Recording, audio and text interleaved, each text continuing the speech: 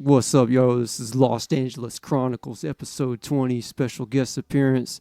This is the last episode of season 1. Special appearance, producer, mastermind, McNasty up in here, recorded live in Chatsworth, California. Hey, what's going on, everybody? Yeah, so me and this guy go like way back until 1999, high school. We've seen the world change since then. We were 17, and now look at you now, you know. So I think look at both of us now. Yeah. I think the shift from where we originated to where we've landed is like such a dramatic shift. like you said, it's like a 180 or a 360 or something. And not even that. It's just like, you know, if you think about, I thought it was even before that, like 1998. Yeah, it was 99. It was 99. Like you guys are already here, like already kind of like tight friends, like a punk family or something. I've moved, like my mom made me move here. So. Jeez, that's such a long time ago. Wow. Yeah. I mean, yeah, from what, you know, just like, I remember like some of those kids in high school, you know, what they used to say about us and like, oh, they'll end up in prison, strung out on drugs, and you know, never make anything. Actually, they predicted that you would be homeless or something for yeah. quite a spell. But, yeah, I think. And now you're a family man with your life all planned. All Remember that? Remember that yeah, Black Flag reference right there. No, yeah. There's that what is it? The Descendants. That one song, Suburban Life or Suburban Home. That like there was like a lot of punk songs about suburban, kind of calling itself out just to have something like this, but homeless. Yeah, no, we did end up on drugs. We did a lot of drugs, actually. We made a lot of music. We had a lot of fun. We did a lot of cool shit. You know, everything that you were afraid of in high school, we actually did, and we made it out. And you know what I can't. It's a straight up miracle, though. Like, what I can say, I'm not hating on this episode, and I'm not gonna boost, but you know what? I think my bank account and my assets are a little bit higher than yours, and I think some of you still live at home with your parents, so go fuck yourselves. Anyways, let's continue on with this podcast and get into some, you know, interesting topics. Yes, I just wanted to say, like, oh yeah, first of all, thanks for everybody like listening to season 1. I've learned a lot and got a lot out of it too. Just want to shout out to like every guest that was on season 1. It's been a great experience and look forward to the season 2. And before we get into anything, I want to say rest in peace to Chino XL, New York hip hop rapper that died age 50. And I did listen to his music, so it was part of like my whole, you know, music catalog. Here to Save You All. That was actually on Rick Rubin's label, American Recordings. And Dan Charnas was the A&R that found Chino XL. And he wrote a book called The Big Payback, and it was kind of like hip hop made all this money, and it was, how did that even happen, right? Like coming from like the park in New York to attack it, like to dominate the whole world, you know, like, I mean. Yeah, different scene. I mean, back then, dude, yeah, Chino XL. I mean, it was real hip hop when he came out, yeah. You know, like reading that story Monday, like I don't know if like I haven't seen a follow up on like the cause of death. Dude, you know, 50 guy was in good shape. I mean, yeah, he was a bodybuilder and a battle rapper too, and you wouldn't want to battle him. No, dude, you would lose. Yeah. If I were, I wouldn't even sign up to try. Like, what was that? Yeah, the Dose HQ and the Math battle rap, dude. If I were Math, dude, I wouldn't have done that to Chino. You know what I mean? Like, bro. Some people remember him from the Tupac song because Tupac's like way bigger than Chino XL. He would be like, "Fuck Chino XL." That was in a song called, I forget the name of the song. Oh yeah. I think that was the Hit 'Em Up song? Yeah, it was called Hit 'Em Up. So some people know him. Just, oh yeah, I've heard his name. Tupac said, "Fuck," like Chino XL. Yeah. Yeah, dude. A lot of like really good pioneering artists have, you know, been falling off lately. It's kind of sad to see that, you know, but. That's the way of the world. Yeah, everybody's got their time, you know what I mean? So you know, at least they were here to be able to bless the world with some great art, you know, and leave their mark. So you used to be a singer of a punk band, man. Like, what was the name of the band? That band. I got to say something, man. Fucking Plague. So when I met you guys, you were a singer of a punk band. Yeah, that was fun, actually. You know, like I think. You know, it was a great experience. Yeah, Plague. We played with some, you know, quite a few of like our bands that we looked up to. I mean, I think you guys open up for DRI. That's like the main that's when it comes to mind. But it was like, did you guys deserve to play? No, definitely not. We got like we had some good connections, like the Valley in LA, like everybody's connected. Like being like a ghetto kid and hanging out with some of like the rich kids, and their parents were all like in the music industry, or they're Yeah, some dad would be a producer out of yeah. nowhere, and then sometimes you would get hooked up with. Like, Yeah, that's how we would get like most of our connections, so like two of the kids that were in that band like went to like really fancy private schools. I think it was yeah, Birmingham or no, it's by North Hollywood High School. I forget what it's called. Vicky went there too. Yeah, Michael went to whatever. So Yeah, he went to a bunch of different art schools. I think I mean Mike is talented guitar. I haven't talked to talented guitarist. I haven't talked to him forever. I'm like wondering if he still even plays. I heard he moved to New York or something, or yeah, like I know he went to college in New York. I want to say he went to one of the like fancy art colleges out there, like those ones that like cost your parents like everything. But yeah, I have no clue what he's doing now. So the drummer, we basically like lived at his house on the weekends. So Always. I wasn't in the band, but I would hang out, and we had a side project or something like. Yeah, but it was fun. It was just kind of. I was thinking about that the other day, like that whole situation, and like at the time, like growing up, being teens in like the late '90s, like that shit, being alone and having no parental supervision was kind of like the norm to us. Like just like every summer it was like get the hell out of the house and go play, and like you didn't come back until it was like nighttime to eat and whatever.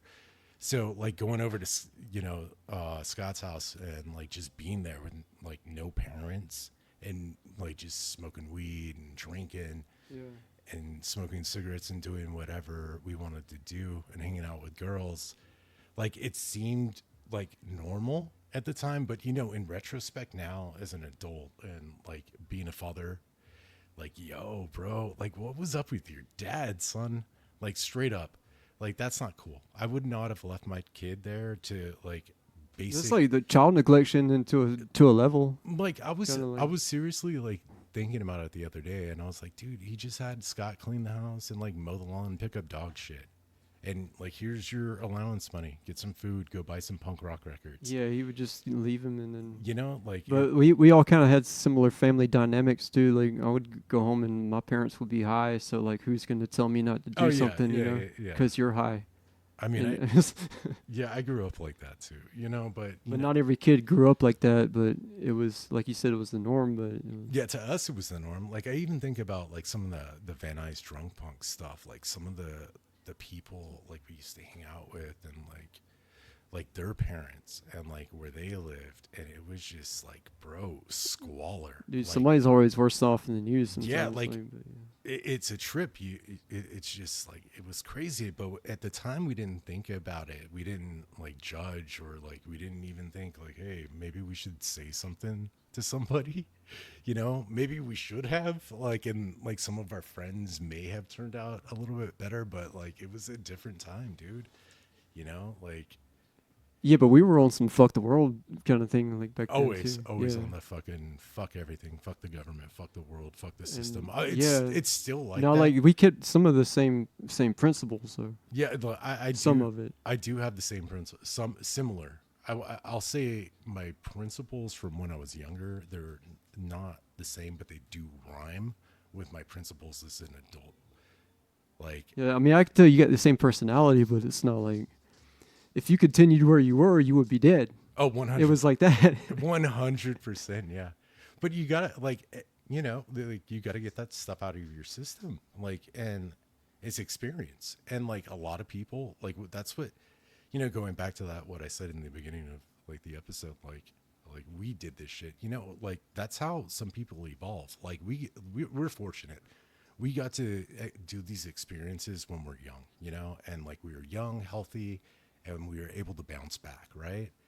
Some people, they wait until their late 20s, their 30s, their 40s to start experimenting with drugs. See, I can't relate to that, man. To me, it's more of like teenager like gotta like You know, get out of so yeah, we got to do that, and now it's like, yeah, I smoke, whatever, but you know that's what I do, and everybody, you know, a lot of people do smoke. So here's some trivia real quick. You guys were in a music video and actually got paid for it, and all you did was mosh all day.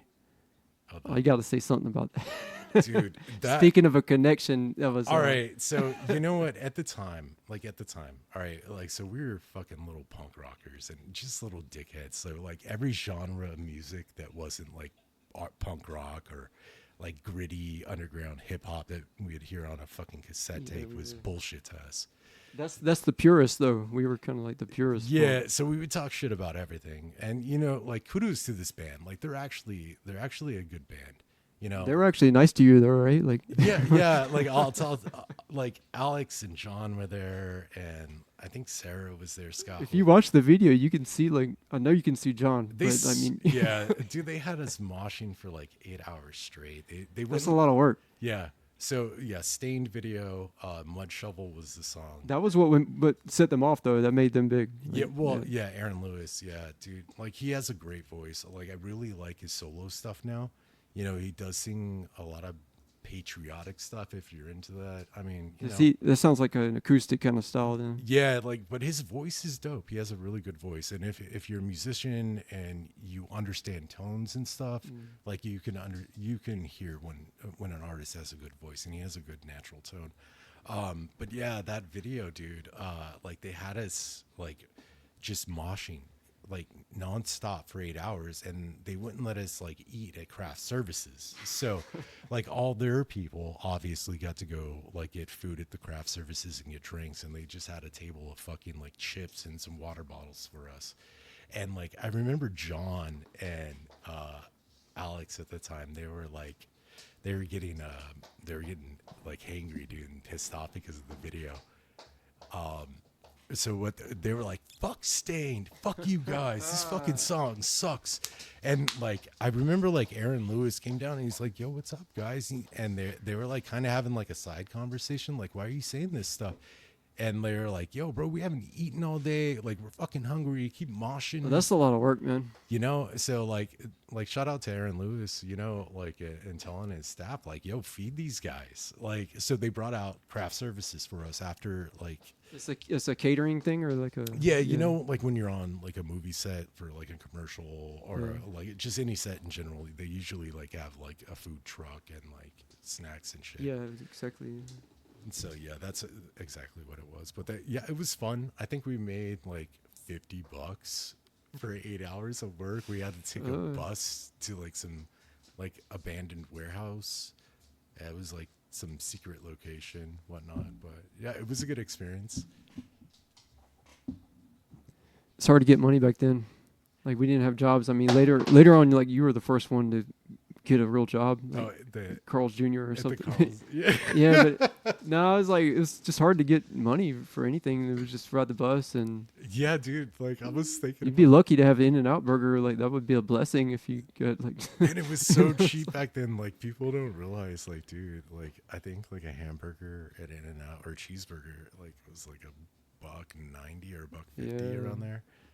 It was like super cheap, and like we couldn't even afford that shit. Like I remember us like just digging in couches, like looking for change to get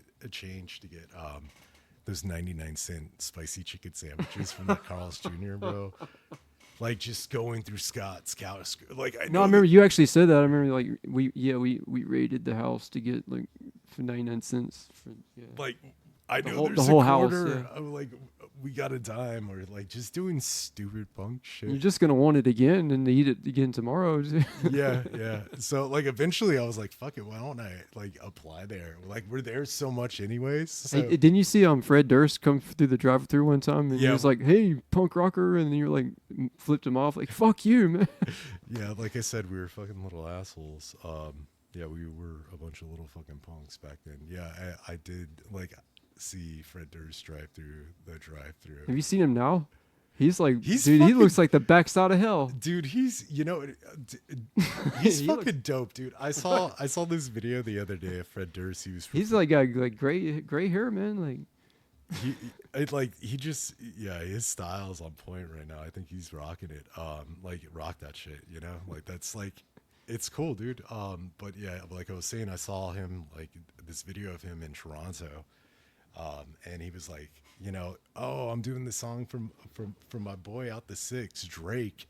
And you know, like he got Oh the yeah, he's yeah, he got the entire crowd to boo Drake. It was just hilarious. Like you gotta look up that video. But yeah, like his I think he came out to another concert dressed up like in like a full on cowboy outfit and no he's one just all about he's about pissing people off. Like yeah. they, even I heard like the band Limp Bizkit, he came out with that name to piss people off. Like, you know, Yeah, like I mean, even was there what was that one album like chocolate starfish hot dog flavored? well, they had the $3 bill, y'all, and then the next one was the one with Method Man on it or something. Or Yeah, like I actually had to go and listen to some of that stuff the other day because I wanted to hear that Method Man song. yeah, Yeah, that shit was actually it was good, dude. You know, that was a good time for music and hip hop. Like even with that crossover stuff, even though we didn't like it at the time, like oh, you mean the late '90s stuff? It was music like was getting weird back then. I think because like as far as metal, like the best metal, the only thing good coming out was like Slayer, Diabolus, and SOD, and 6 Feet Under had an album, like the hip and hop then metal type shit, like the Linkin Park. Some people yeah, did it right, like the Method Man song with Limp Bizkit. That was cool. Like you know, Linkin Park did the Jay-Z stuff. Like so, some of that crossover stuff, if it kept going, like there could have been like a really really good explosion, like of a different type of scene. But you know, it is what it is. maybe like a different kind of music and be more like metal, metal hip hop, but like a different form of it. You know, Yeah, yeah, yeah, it's coming back now. Like I think you know what I'm seeing a lot with like a lot of this the younger generations is like you know trap this like that trap music's been like the prominent beat style in like hip hop for a while and like I think people are just tired of it, dude. You know, I mean, like there's only so much you can do to like rolling like 808s and you know like clickety hats, you know, like fast paced 16th note like hi hats like so that like that stuff we grew up on like that 90s boom bap. Like I hate calling it boom bap because like that's what they call it boom bap, but well, it's like a familiar term, so people know what you're talking about. yeah, yeah, I hate calling it that because it was just like underground hip hop to us when we Yeah, were coming up. That's all it was. It was just underground. Like yo, have you heard this? Like, have you heard this Grave Diggers? Have you heard this the new Wu Tang? yeah. Like Jedi Mind Tricks, like MF Doom. Like, do you hear? Have you heard this? It was just like underground shit to us. It wasn't boom bap. It was just raw fucking dope music. But yeah, I'm really vibing that it's coming back. You know that the kids are like starting to understand the art of hip hop and like Mm. how like some of the sounds have been created throughout the generations of hip hop and where like sampling started from. You know, like somebody like would have an old record player, you know, like even before like turntables, like in with like crossfaders and stuff, they would like you could slow down a record or speed it up, you know, and you would start to get these unique sounds and then they learned how to like put those unique sounds into like an old school like sampling software like the ASR10 Yeah. or like the Akai's, the original Akai MPCs, and then start time stretching and then playing with the semitones and then making these amazing beautiful notes. So that art and that style, it's starting to come back into hip hop, and you'll you listen to like Rome Streets and like a lot of the artists on Griselda records. Like that's the type of style, dude. It's good. It's raw, you know, and it has that emotion. It's not about fucking like, oh, I got bitches, I got fat ass hoes, I got chains on my neck, I got like fucking all these whips. It's about like, yo, this is what I experienced when I was growing up. You know, this was what it was like in Brooklyn, and this was like in the Bronx or wherever the fuck you're from. You know, the real hardcore shit, and this is how I'm gonna rap about it. It's like true poetry to like real fucking music, and I like that it's coming back. So fast forward real quick, like what you're doing now, you go by the producer like McNasty, or is it? I mean, Paul McNasty, Yeah, yeah, Paul McNasty. and then I mean you're making like all these videos every day, just killing it, like 10 videos a week or whatever. But and you're on different platforms like Spotify, iHeartRadio, YouTube, and everything. So do you have like a like short term or long term goals with this? Or You know what? Like honestly, dude, it's really been like 16 years, right? Like since we started this shit, like the producing and hip hop shit. I think I don't know. I'll go back to that like when I was working with you, but like yeah, that was in 2010. Let's say it's 2010 for sure, 8 even. and then or 2000. When did Waylon and then move out? Yeah, well, 2008 was when I moved back, and then Yeah, around that. John and them Yeah, next year. yeah. So it was like 2008, 2009 when I started to like start Yeah. messing with it, and then yeah, no, it's always just been to me. It's always just been. It's been about having fun and like putting art out there and like just making songs. Like with some of the like once we progressed like with Waylon, we did the like silly white boys with attitude shit, and like then we started doing Mr. Tyler, and then we started getting heavy with Shrooms and like Great 1-8. Like it turned into more like I wanted more like bigger songs, more like production to it. So I started Like it sounds like more like layers to it. yeah, I wanted to start, like coming like into my own as like an artist, because like making like beats and hip hop, it's fun to me. Like, it makes me happy. You just sit there and listen to tones and just make things and like you know, just zone out and go into a different reality. But like my main goal is to blow up and act like I don't know nobody. No, not really. That's like that's from that's a meme from the internet. Like it's fucking hilarious. Yeah. No, it's just like honestly, I want to make some good art. And like put out a couple of records. I do have upcoming project with Master Clown Shrooms that we're going to put on vinyl. The working title for Is that. this L's? Yeah, this is the Yeah. Ellsworth album that we're like putting together right now.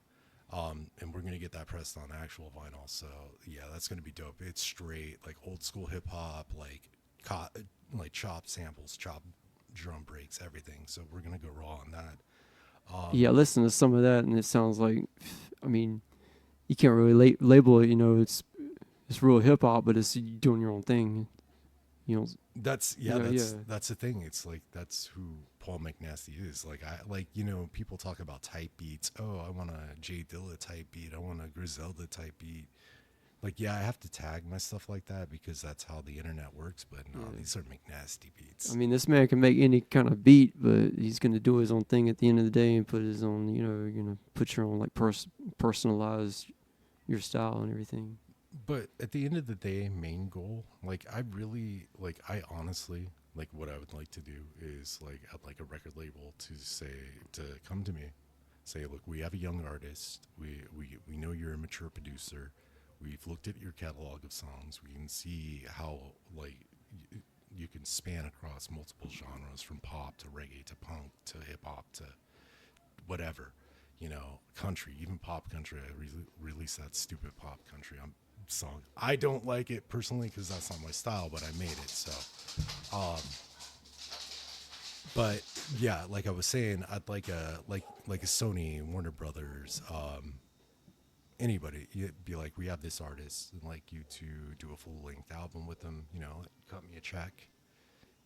Something where I could build my own studio. And then maybe, eventually like start moving into like a 503c. Like I really do think Was it 503c? Was it? that's like a nonprofit. So like I have this idea and I'm in the sciences. So like professionally I am a scientist and like I have 2 degrees in science. So this guy's a clinical researcher, man. Right? Yeah, so I have a bachelor's in science and health sciences, and then I have my master's degree in science in what is called clinical and translational research. So what that does is that looks at early novel ideas at the, say, I don't want to use industry terms because I don't know if like people will understand this. So like at the lab, we call it the bench. All right, so if there's a new compound or a new device or a new treatment, like healthcare treatment that say another scientist had developed and they want to bring it into humans, right? And test to see if it's successful in humans. That's called translational research. So I help those scientists find a pathway to bring that into a clinical trial so their idea can be tested and proved, and hopefully it shows like success, and then it goes to market. So that's what I do there. But what was I saying about the music? Oh yeah. So anyways. Oh yeah, if you could have the like record label approach you, So like we got this artist you want to work with. Yeah. So the 503C. So like through my own research and what I know about autism and or ADHD. ADHD, just people who are what's that word you use? Not they atypical. Oh, atypical, neurotypical, atypical. Yeah. Don't forget, I did an Asperger's podcast, Yeah. 15 episodes. Yeah. So for my research, sounds, like autistic people are very sensitive to sound, and however, they get agitated when they hear like a loud siren. But with music, it's very calming. And repetitive loops on music, certain specific sounds is very calming to like autistic individuals. So, I've watched, autistic performers, like I think, what's his name? Like Cody Ko. He's like, is it Gary Newman? Like here on my car, that guy's. yeah, so like my idea is like, to put together like a nice little studio, and we can bring in like individuals. You don't even have to be like on the spectrum, just individuals who want to learn music and like, teach autistic kids how to use like an MPC drum pad. And if they do like a sound, or like if they're low functioning, if they like a xylophone, take that sample chop, and help them create like a record, and if there's, somebody else who can rap, we'll put them on that beat. And like, we'll have a full collaborative like album of like unique artists putting together their art. And that's something I want to do. And then at the night do like, McNasty production stuff, my own stuff. But, No, that's good. You can do something to help others and then entertain others at the same time too, Yeah, like 2024, very interesting year. We're watching like our fucking world be set on fire through like whatever forces control our humanity, who knows. But like my 2024 is about being happy. Like I'm so fucking tired of working for BMW and what that means. Or I'm tired of paying off a fucking $60,000 car. I'm tired of fucking paying Capital One. I'm tired of working for these people. Oh, the grind. Yeah, I'm tired of this shit, dude. I'm tired of fucking making other people like money, and like by me like making other people money, it's making me unhappy. So I want to do what makes me happy, and what makes me fucking happy is making music and like giving music to like artists that haven't been discovered, people who need beats, and people who just want to put themselves out there.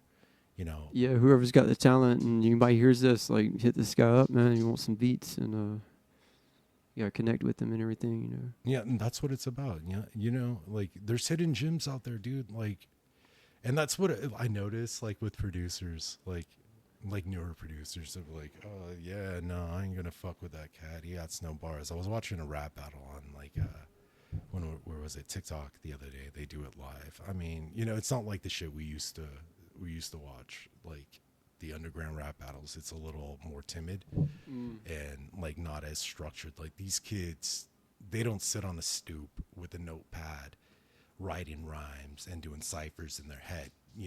This is just like some off the top of the dome stuff. So half the people, it's kind of bad. But I'm not. Yeah. What I do, I don't even say shit. I just sit there and listen. So what I'm looking for is like, I'm looking for your cadence, like the tone of your voice. Like if you can stay on beat for a minute, like how you sound on a beat.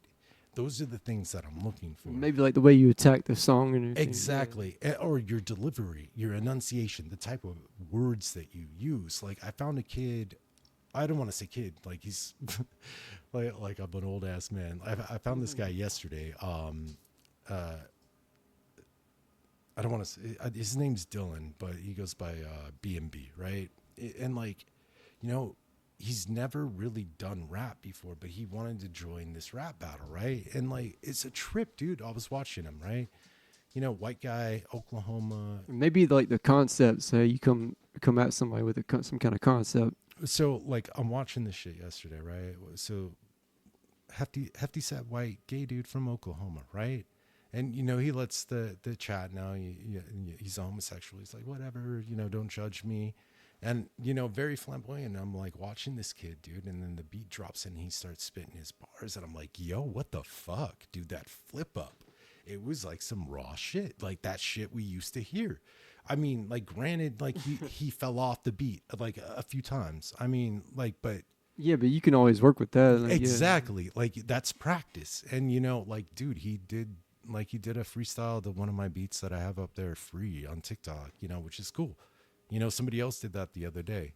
I mean, and that's dope. I mean, they did a freestyle on one of your beats, and then Yeah, like so I put up free beats on TikToks and I allow the duets, and like people, they'll spit on that shit, and like, yeah, I think that's cool. I think that is art, dude. And that's like you know what?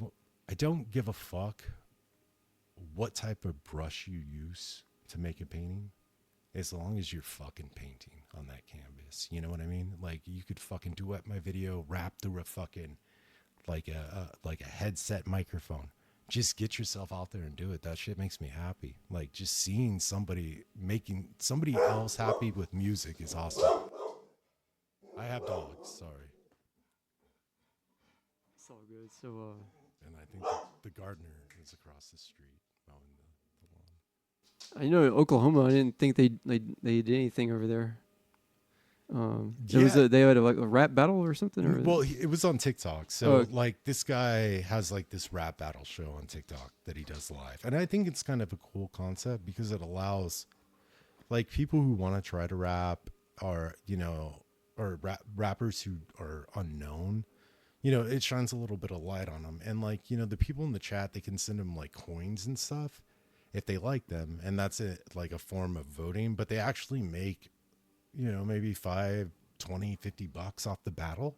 Is the coins kind of like in my porn and the cam girls or something? So Or? I guess it's similar concept. It's like some digital currency that you can cash out through TikTok. But I think it's cool for people, having the balls to go up there and like put themselves out there, and like, the guy putting on the little rap battle show, I think he's doing them a service, Yeah, especially like rap battles. It takes some courage. I mean, I never did it, so I'm not gonna. Yeah, say dude, I can't rap. Yeah. I can't rap like a motherfucker. I mean, I could try. I mean, I can sound good on a mic, but I'd have to have a ghostwriter and like, all this fucking shit. You were on a couple of songs with us, but you were more focused on producing, not like rapping. It was more. I mean, yeah, it's fun. It's fun to jump behind the mic. Like, I was thinking about it the other day of doing like, because I have some like Beastie Boys type shit like that I was thinking about doing, but I was like, yeah, maybe not.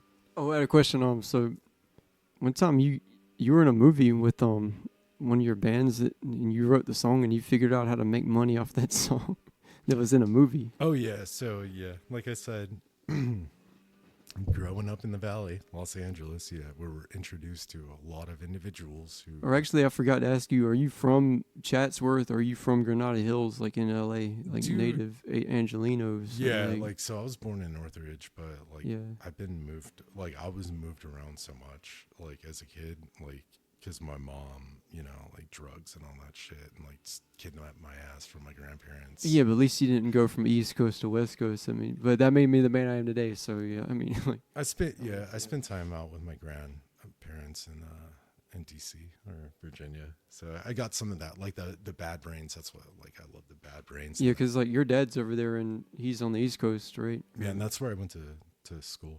Is at George Washington, and that's in DC, the Foggy Bottom campus, like the health sciences school. Yeah, I remember that picture of you with the cap and gown. I was like, man, homie made it through, man. Like, that was not easy right there, finish school like that. And Dude, to work like full time and yeah, dude, because like I had to go to community college. I had to do like all the hard sciences because I wanted to do pre-med. So I did all the pre-med courses. But like what prevented me from actually going to medical school and becoming a doctor is time and fucking money.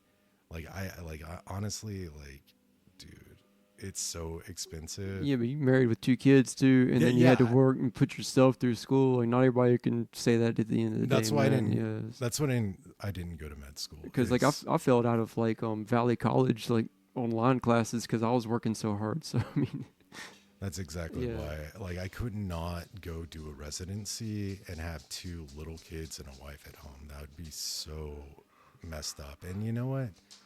Like, what I'm glad I made the decision not to do it. What I'm doing right now is like making me happy as hell. So, and I still make as much money as a physician.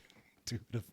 So whatever. Not like a plastic surgeon. yeah. I mean, But like, if you would look at a GP salary compared to what like a researcher salary are, they're pretty identical. So I'm blessed in that aspect. I'm always learning more about the medical field, like, because I'm actually trying to learn Spanish, getting serious about that again, and I quit, and I'm trying to say is like, yeah, there's like a lot of bilingual people in the medical field, and then Yeah, there's a ton. Yeah. like that's a really useful thing to know how.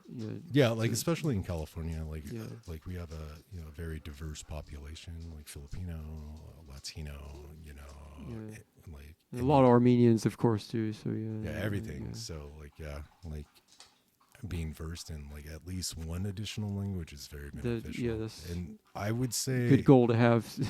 Yeah. I'd say for us, because we grew up, well, I mean, even though you're from South Carolina, bro, like you grew up here in Los Angeles. Yeah, I mean, like with us. it's a no-brainer, pretty much. So, And like I think that would probably be one of the easier languages for you to learn because you're so used to hearing it, Yeah, I'm just used to working with everybody too, and I did kind of learn a little bit before, but I think learning a language is harder if you're trying to learn let's say pretend like you want to learn Armenian or learn Korean or something. You have to learn that alphabet and then go by that first of all with that foundation. Oh, that Yeah, it's a different writings.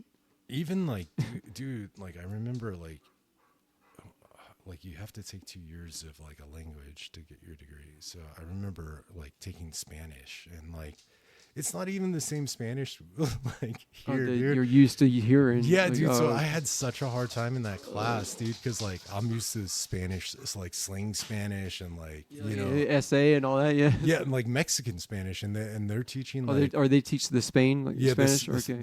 it's like Espanol Castile or something like castle Spanish, like proper Spanish, like okay, more of a orthodox or more of like formalized. formalized. Yeah, I mean, I passed, but whatever. Yeah, I don't speak castle Spanish though. I could speak LA Spanish, Spanglish. Taco shop. I got you. What were you about to say though? Like we were talking about Chatsworth, but then before that, you were talking about Oh yeah, that movie that your band was. Oh yeah, it wasn't Plague though. It was something else, a different band, and then no, it was Plague. That So it was just me and Scott on that one, and he did the drums and you did the guitar or something, or the yeah, I think I did the guitar and then maybe the bass, or Scott did the bass. I don't know. And then we sung, and then I remember Freddie. Wait a minute, the kid from Grant. Yeah, Freddie, like who's that kid Metallica fan from? Yeah, oh dude, yeah. Like we're still connected. And like shout out to my friend Adam. I was fucking my bad. If you hear this, Adam, I'll send you the episode. I was gonna invite you over today, but I totally forgot because that would have been dope to have you here. Because he grew up with us. Like Adam was like the other part of like VNDP kids. Are you talking about Adam? He does the beats and stuff. You know with Ryan or the? No, this is Adam like Silver. This is like John, Vicky. Like so they went to Van Nuys High School. So this was like a different group of punks that we'd hang out with. I don't know him, or I mean, it's a trip though. Like we used to hang out with. Yeah, because you went back to South Carolina and like you didn't hang out with this. Oh, crew. okay. But yeah, he was like involved in tons of. Because we used to hang out with people from different high schools. Yeah, I'm talking about like at least like 7 or 10 different high schools. But yeah, Adam and Freddie, they're like really good friends, and they have like a company together called Off Track Planet, and it's like a travel blog, and they talk about like Oh, that's cool. I'm all about traveling, man. Yeah, So, like yeah. like just dope. I would say it's kind of like Vice, but a little bit better. Like Vice is too political for me. Like Off Track Planet is just like straight about travel, and like dope. Yeah, Like you can get good tips and like check this out if you go here, kind of stuff. yeah, like underground locations. Like people don't know about how to save money on like airfare, the best time to travel and stuff like that. Like hostels, everything. Like Freddie puts it. He put this all together with Adam. It's pretty dope, and like, but going back to that song, yeah, Freddie had like an old school that like we were talking about earlier, like one of those Tascam 4-track Yeah. cassette recorders, and so that's what we recorded the song on. And like Scott at the time didn't have a double bass pedal, so Freddie had a mic hooked up to like the Tascam, and he just did this on the top of the microphone. Are you serious? Like you can't see what I'm doing. And then that was in the movie. But no, it's in the song. So he's like going, like making like a double bass noise underneath Scott's drumming. So it sounds like there's a double bass pedal, which was fucking dope. It made the song even like better. So we recorded that on a cassette tape. And then like Ryan, you remember Schmlockus? Yeah, of course. Yeah. Like the next Quentin Tarantino dude's like crazy with the movies, right? Like he's like editing and doing all kinds of stuff. Like he's always had that like weird fucking eye for like film. But yeah, Schmlockus, like, so we had to go back to his pad, and it's on a cassette tape, dude. MP3s, like, oh my god, dude, they want an MP3. We were like, what the fuck is an MP3? Like, okay. yeah, like. So that's old then. Yeah, right. So Ryan's like, yo, I got this software like where we can plug it into the computer and bounce it to like an MP3. Dude, that thing took like 4 hours. Are you serious? Yeah, to just get it to render out. And then like, yeah, we sent it over to, I think it was Fox. Yeah, Fox. And then, yeah, I was dating. Wait a minute, how did you know Fox? Was somebody's dad was a producer or something? Somebody's dad was a director. He was making a movie. I was dating his daughter. So. Oh yeah, I forgot the story. Yeah, that's how it works. So, my boyfriend's a musician, daddy. Can you get his song in a movie? That's so sweet. I know. So cute. So cute. But what was the name of the movie though? I'm like struggling right now. It was called The First 20 Million Are Always the Hardest. Yeah, that was it. So anytime like you do any type of music for a movie, a television show, like something like that, a big motion picture, even if you're an underground artist, you have to sign up to one of the agencies, ASCAP or BMI, and that's who collects your royalties for you and distributes your checks. Royalties? What are you, like a king or something? Are you royalty? Yeah. So I don't like that word because it makes it's like you feel like you're better than somebody because you can not work and get a royalty, like you're a king or something. Like, well, see, yeah, I mean, like a lot of people don't understand. Like, if you see those nationally syndicated commercials, like that some rando guys in, like usually, like because of royalties, those people are usually set up for life because if it's like a commercial that's always played, like especially like. I mean, speaking of punk rock, though, like the Ramones are in a car commercial. Yeah. So the Ramones don't have to work for the rest of their The Pixies, dude. I saw the Pixies, a Pixie song in like a Kaiser Permanente commercial. Yeah, they've been in movies too, like that Seth Rogen, that Observe and Report, or I mean, because he listened to them or something. Yeah. Well, the best one was Fight Club. When they. But that's the soundtrack's different from the real national commercial too.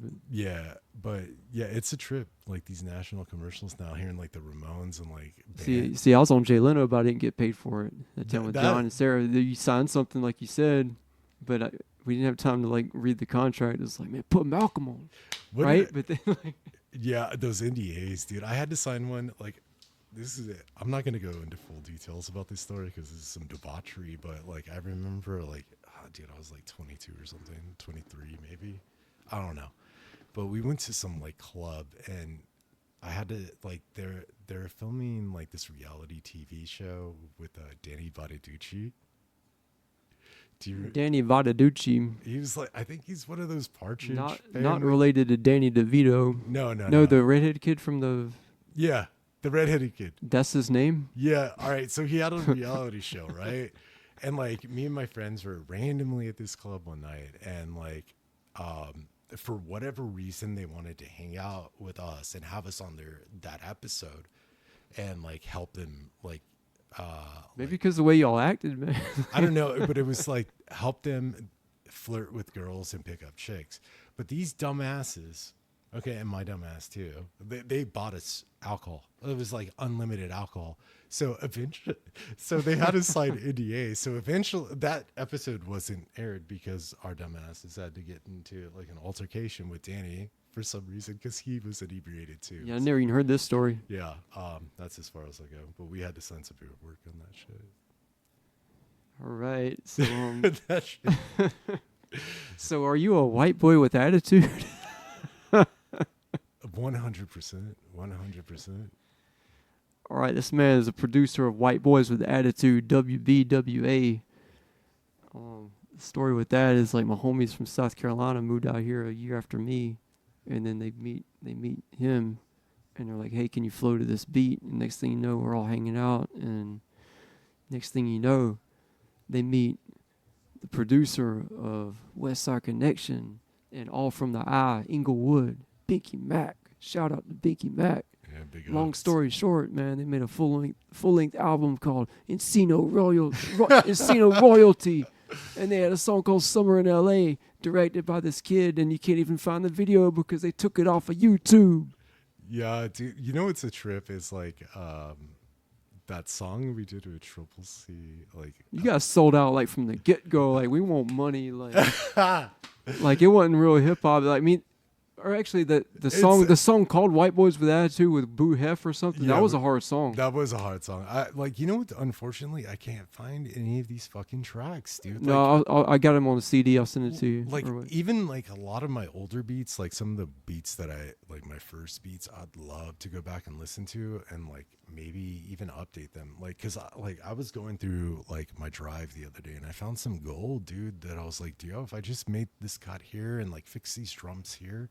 You know, like I'd be a dope ass track. You know, it's some of the progression.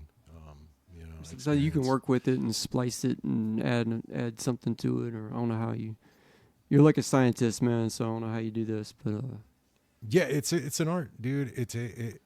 Honestly, this stuff it takes a special individual. Like shout out like to Binky Mac, 100%. You know, like he taught me a lot in that studio.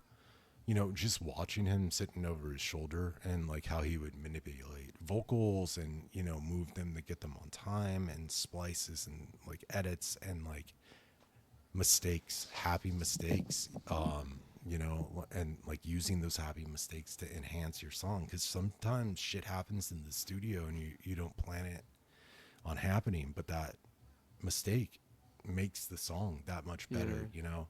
So yeah, credit to him for like taking me under his wing and like he was like a mentor to all of us, really. Yeah, like from day one, dude. You know, like no bias, nothing. He was like, "You guys are cool," you know. Like I see something in you guys, and like we still talk to this day, which is dope. Like I do hit him up. I'm like, "Yo, Bink, I got this beat. It'd be dope for you to rap on," you know, like. Oh, I remember this song that you did. Like it's this flow, but you know, he's in retirement mode. It's all timing, man. I mean, you can have like right now you're having to come back from like a long period of I don't know if you want to say hiatus. Hiatus, but yeah. Like I said, you went to school. Not everybody can say they did that. And right now you're killing it. So yeah, every day I can't shit gold every day, but at least I can try to take a shit. You know what I mean? Yeah. So I kind of wanted to reference some of the projects that you did work on. It was like Mr. Tyler's Neighborhood. That was my album, and it was like horror hip hop stuff. You did like Mowdy Mal. That was more of real hip hop. We did full length and EP, and then Shrooms. You mentioned that. S.I.N and Fresh. Yeah. That was another rap group. Am I leaving anything out? It was like Forbidden Styles was supposed to be a group that didn't pan out, but it was a project, like a dope 5-track thing that you did. Yeah. And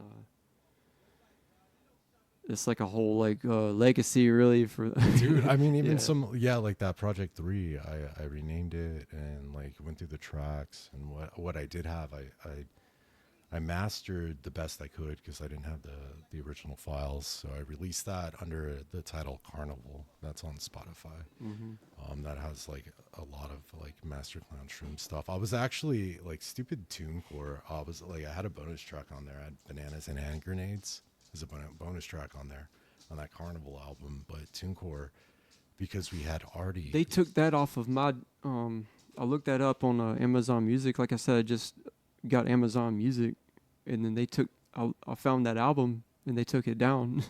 Yeah, dude. I was trying to put it up, and they were like, "Oh no, this song has already been released. You can't re-release it." And I was like, "Well, fuck it." Yeah, I don't know what happened to that. Yeah. Figured out later, but yeah, I'll figure. Yeah, like same with that Armin track. Like we did a track, a collaboration with the Pentagon, where I produced the beat for Armin, Jurassic, and Master Clown Shrooms, which is dope. And that was up, and I don't know why they took that shit down. And then you did a beat for Gore-Tex was on the beat. Oh, dude, that Gore-Tex, yeah, that's on YouTube. I mean, I really wish that we could have got that song completed with the stems. Because then you could have had like Necro jump in, or something like. Yeah, that would have been. Because those guys are big, like Ill Bill, and Oh, dude, yeah. I mean, yeah. There's still time for everything, and then. Yeah, there's new people coming out. I'm not saying like there's not new artists coming out, but yeah, you have to dig for it. 100. Yeah, I got the paradigm's changed. Yeah, I'm working with new people. Yeah. Like that's like right now. Like I'm excited to work with Perrier actually. Like yeah, they're like going through like I listened to your last episode when you had Perry on, and just like he's like I don't know how was he like 24, 26 maybe. I think he's like 30, but you can. It's a trip to have this podcast because like, I had like older guys like 58, and then he's 30. And you get a different perspective from everybody, and then I'm the same age as you, so we're on the same like time frame, and then it was a trip though. But like just listening to him speak naturally, like he has a very nice speaking voice, and like the tone. That's what I listen to. You all motherfuckers might think I'm weird, but I listen to tone, and that's what a producer will do. I listen to fucking how your voice sounds, and if you don't have good tone, there's nothing you can do with it. I mean, there's auto tune, but if you don't have good tone, even the auto tune will sound fucked up. Like you can only do so much with chromatic tuning, but this kid like the way he speaks, he's very intelligent, and for somebody to be able to keep up with you and be on your level. Like you guys were talking about, like it's some dope shit. Like it was chill, He was on the same page to a certain for what it was. You said something that like it was dope, and as a scientist, I found it dope. And like you were talking about the reality of an ant, and you're like, that's all that ant knows is being an ant. That's a trip. Yeah, I mean, so and like I could go more in depth. Like you can get really scientific and critical with it, but I could go into like the multiverse and like string theory and things in quantum physics. And see, that's over my head right now. But but I mean, just that phrase and like understanding, like even though like you're not a scientist or like just having the ability to understand that there are different realities, that everything's a different reality, even that ant, you, myself, like my dogs, the mailman, everybody is experiencing a different reality at the same time. Everybody. And that's a multiverse. And like, physicists will get you all fucking caught up. That's also like an album right there. That's an album concept, what you just said. You could make like a whole build on that and make like a. I could, but like if you listen to physicists talk, they'll talk about like multiverses and shit. I always wonder what you guys doing there, And they'll talk about like, the dimensions, they sit next to each other and like these bubbles. But you know what? Like think about it in more simpler terms. And like if you're a physicist and you're listening to this, please correct me. But like I think brilliance is simplicity, and if you can't break things down into simplistic terms, then you have no brilliance. So if you think about what a alternate reality or a multiple dimension is, it's us. It's all of us existing at the same fucking time. So when you were a punk rocker, you said, I believe in anarchy to a certain extent. And then our friend stole what you said and said it to me like he made that up himself. But I was like, no, this guy's a free thinking individual. I believe in anarchy. I don't want you breaking my house. You're gonna get it. Like, you know, I believe in anarchy. To We're a gonna be on certain the extent. streets. All right, so let's clarify that now as an adult. So what does that mean in a political spectrum? I hate talking about politics and my political views, but what does that mean? So What does anarchy mean? You know, So it's a limit or it's no limit. there's you know? no limit to anarchy. Like anarchy's lawlessness, you know, but without law and order, we have no society. You can't live like that. We'd be fucking, you know. We'd be like running naked down the street like banshees or It would something. be You like, know, like it'd be like Mad Max. I mean, that's where we're going right now. That's where I see our world heading. or look at L.A. You know, you got meth heads and tents and stuff like that. I mean, that is anarchy. But understanding like anarchy to a certain extent, right? So let's define that. So let's remove anarchy, and just define that, you know, what we want and what we grew up here in this country. You know, what we were promised is freedom, equality to all, right? All men and women are created equal under God. And, you know, to limit government, we understand that the bird, the left, the right, we understand that they're the same fucking thing. They pander to both sides. They confuse you. It's the same fucking machine. Everybody should know that. They're not your friends. They want your votes. They want your tax dollars. They don't care about you. So anarchy, to a certain extent, is understanding that we need to limit government, limit their control, and regain our fucking freedoms, because they're stealing money from us through their taxes, through their fucking, it's sending billions of dollars to Ukraine for a war. You know, so like our Lockheed Martin and military complex, you know, corporations can make millions of dollars off of the suffering of innocent people, you know.